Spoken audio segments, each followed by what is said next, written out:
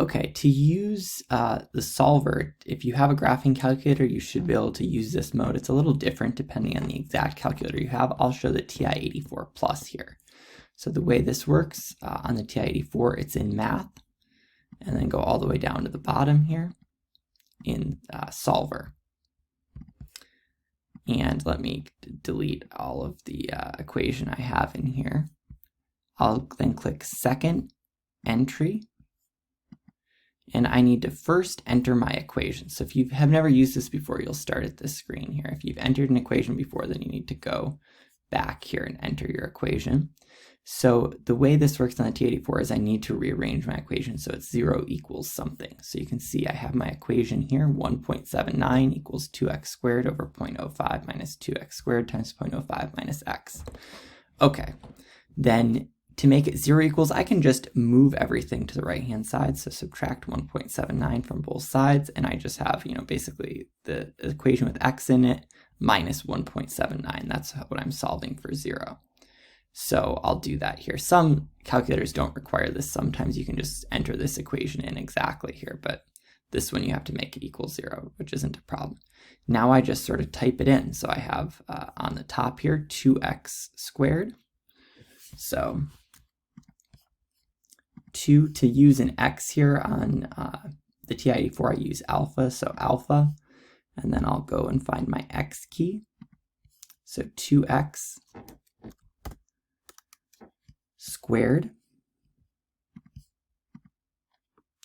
And then now I'm going to divide that by all of this stuff here is in the denominator. So I need to divide that by all this stuff. So again, remember, anytime I have multiple things in the denominator, I need to use a parentheses around them. So divided by parenthesis, then another parenthesis, 0.05 minus 2 times, again, I need to get my x again. And then that's going to be times 0.05 minus x. So 2x squared over 0.05 minus 2x. Oops, you can see I made a mistake here. I need to add my squaring here. So squared 0.05 minus x. Okay, there we go. I got my squared and I've got my 0.05 minus x. Now I can end my denominator here and do, again, minus 1.79. And that's my equation, so I can click enter there to enter my equation.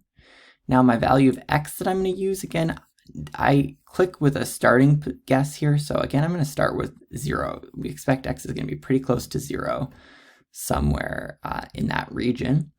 And then I can actually solve. So I'll click alpha and then enter for solve. And it'll give me a value of x. So 0.0055 is my exact value of x. I should always double check that Solver gave me an answer that makes sense. If I look at that, 0.0055, when I go back and plug into my ICE table, I will get positive concentrations for everything. That's a good check. But yeah, that's my value for x. That's how I do that using the solver. Just type the equation in, enter a guess for x, and then alpha, enter to solve.